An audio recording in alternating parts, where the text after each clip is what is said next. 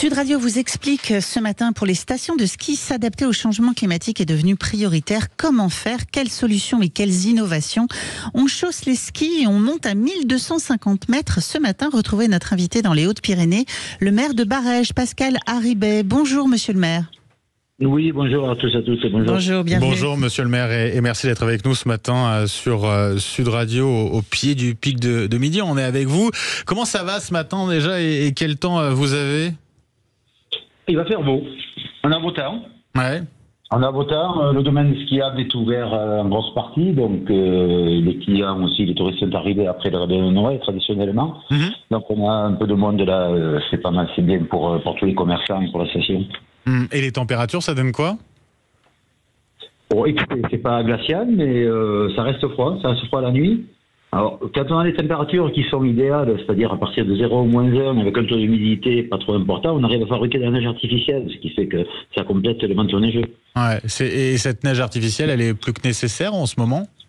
Oui. Ouais. Oui. On a des endroits, c'est vrai que on parle, c'est au Tournabou, à côté Barèges, on a 1400 mètres, et c'est vrai que sans les canons à neige, on ne ferait pas le retour depuis le Tourmalet. Ça veut dire que globalement, alors je ne sais pas comment ça s'est passé l'an dernier, mais il y a cette nécessité très clairement pour les stations de ski de se développer de plus en plus sur des activités l'été. C'est quelque chose qui est en réflexion déjà bien avancé pour vous? Oui, c'est en réflexion depuis très longtemps. De toute façon, même chaque station a lancé une étude, c'est une étude de Clisno, c'est-à-dire sur l'évolution de l'enneigement jusqu'à 2050. Il s'avère que c'est vrai que la neige, en fait, l'altitude où il neige devrait remonter. Donc c'est vrai que, alors il nous faut nous adapter par rapport aux infrastructures que l'on a, et bien entendu par rapport aux activités qu'on propose. Alors nous, sur Barèges, c'est vrai que ça fait quelques années déjà qu'on est parti sur le bike park, sur le vélo. Le bike park, ouais. Le bike park de Barèges qui est très prisé des pistes. C'est un bike park qui a pu s'adapter à la famille. C'est pas uniquement un bike park qu'on a fait pour l'élite du vélo. C'est pas que pour les pros, ouais. C'est pour tout le monde. C'est pour tout le monde, ce qui nous permet d'avoir une grosse activité l'été.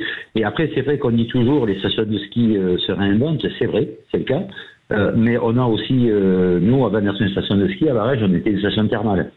Et c'est vrai que les thermes et puis le bien-être, c'est quand même l'activité principale qu'on peut faire aussi à l'année. Ouais, et ça, c'est un avantage très clairement pour une station comme la vôtre, puisque finalement, vous vivez aussi bien l'hiver que l'été grâce à ça, toute l'année, quoi. Exactement. Avec aussi des activités, même l'hiver, qui évoluent. On vous demande de les diversifier un petit peu, notamment pour ceux qui skient pas forcément, mais qui veulent venir.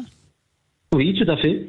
C'est pour ça que moi, de plus en plus, même au niveau à l'intérieur des stations de ski, on crée des pistes de ski de randonnée. On a des chemins à raquettes, mais ça, les chemins à raquettes, ça fait très longtemps qu'on les a sur le village. On fait des pistes de luge. Voilà, pour ça marche de plus en plus. Ouais, bien sûr, et d'occuper des gens qui ne skient pas.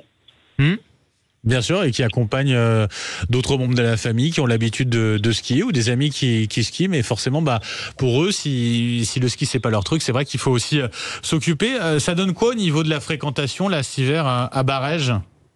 Alors, les taux d'occupation, je les connais pas par cœur, mais je sais que jusqu'à maintenant, toujours, traditionnellement, jusqu'à Noël, c'est toujours calme, parce que les réveillons se passent en famille. Mais c'est vrai que là, on a beaucoup de monde qui est arrivé, je pense, pendant une grosse semaine, j'espère.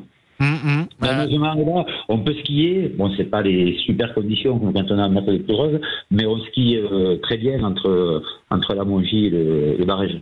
Est-ce que vous avez eu des moments d'ailleurs où il a fallu fermer le domaine là depuis le début de saison par manque de neige? Ça vous est arrivé ou pas? Manque de neige, non, parce qu'en fait, du coup, on a attendu pour ouvrir. Parce que c'est vrai que quand on a des chutes de neige, la première chose qu'on fait, c'est préparer le manteau neigeux. C'est-à-dire qu'on le dame, on l'aère, et puis après, on essaie de maintenir la couche qui va nous faire tout l'hiver, quoi. Et puis alors vous êtes aussi moniteur de ski. Oui.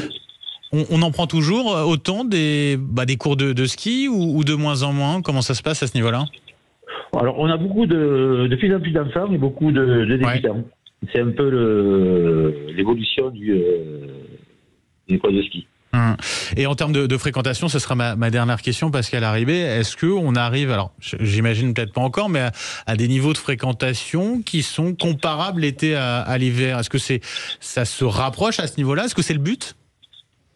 Écoutez, oui, c'est le but. Le but d'un village comme nous, d'une station de ski, c'est d'arriver à faire le maximum d'activité économique sur l'année.